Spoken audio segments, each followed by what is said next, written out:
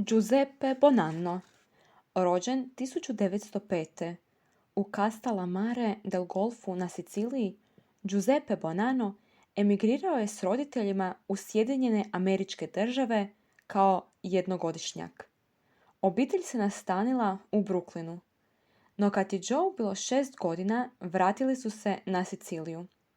Kako je s 15 godina ostao siroče, upisao se u pomorsku školu u Palermu, ali je izbačen zbog antifašističkih prosvjeda.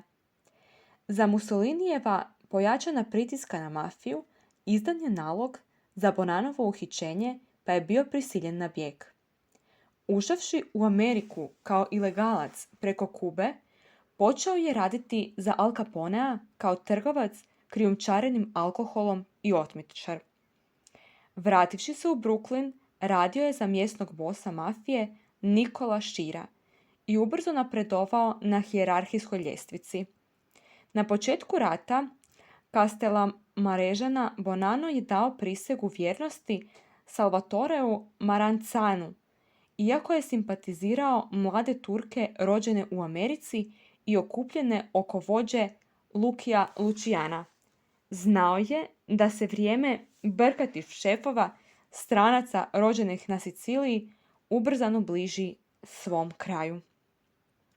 Nakon završetka rata i Maranzanove smrti, Bonanno je nagrađen ostacima Maranzanove zločinačke obitelji, ali je uz to dobio i kockarnice i agencije za kamatarenje, pravo zločinačko carstvo koje se protezalo od Haitija do Montreala.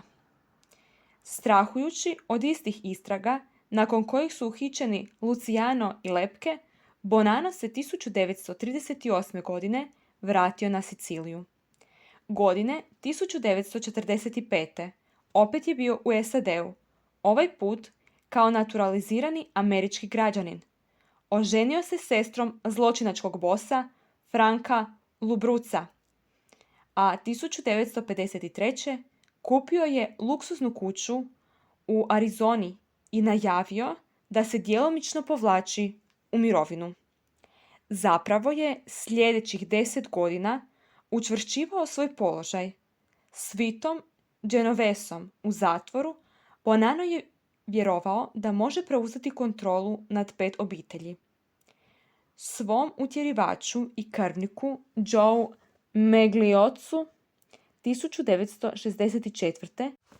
naredio je da ukloni sve vrhovne bosove američkih mafijaških obitelji, među kojima Tomija Lucchesea, vođu mafije na Manhattanu i New Jerseyu, Steva Magadina, Bonannova rođaka koji je upravljao Buffalom, i Franka Di Simeonea, bossa obitelji u Los Angelesu.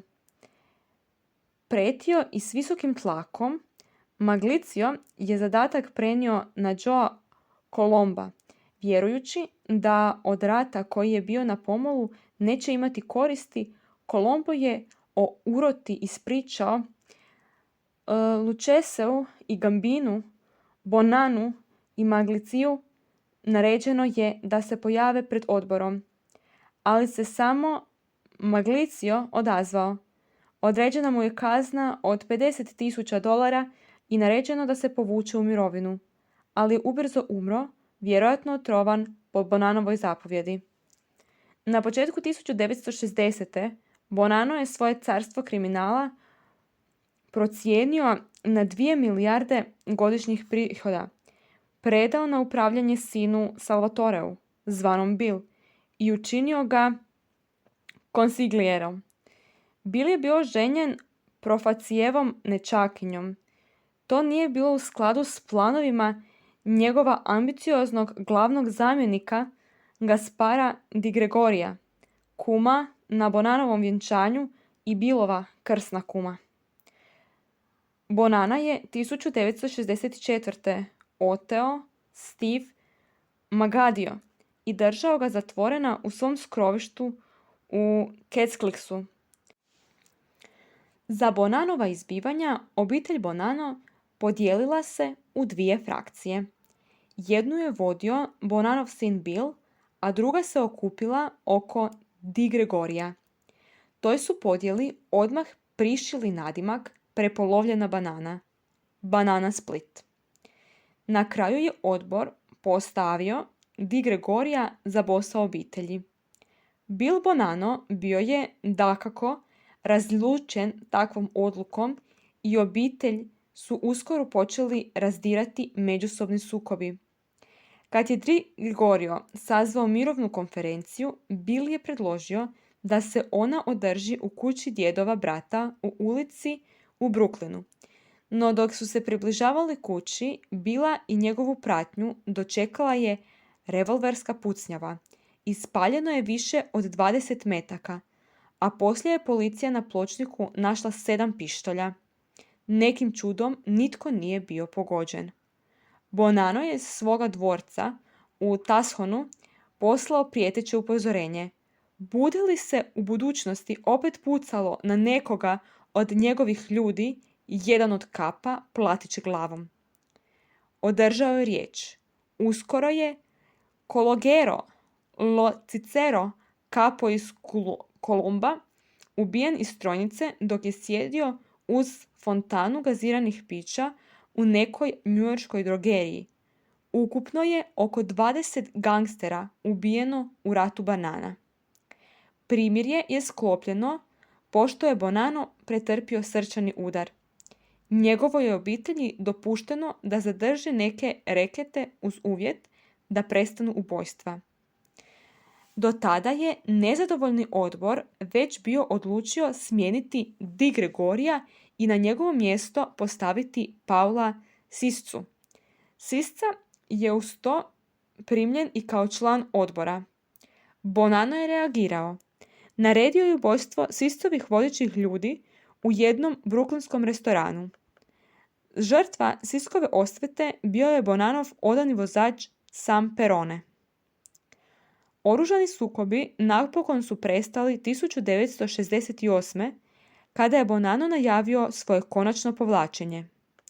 Godine 1983.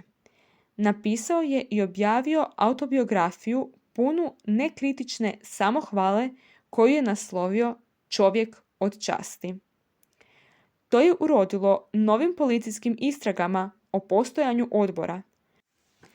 No Bonanno je odbio progovoriti pred optužnom porotom pa je osuđen na zatvorsku kaznu zbog nepoštovanja suda. Nakon godinu dana kazna je ukinuta zbog njegova narušena zdravlja. Taj posljednji mafijaš koji je preživio fašizam i ratove unutar mafije u New Yorku umro je od srčanog udara 2002. godine u dobi od 97 godina. Vjeruje se da je upravo on poslužio kao model za lik Don Vite Corleonea u filmu Kum.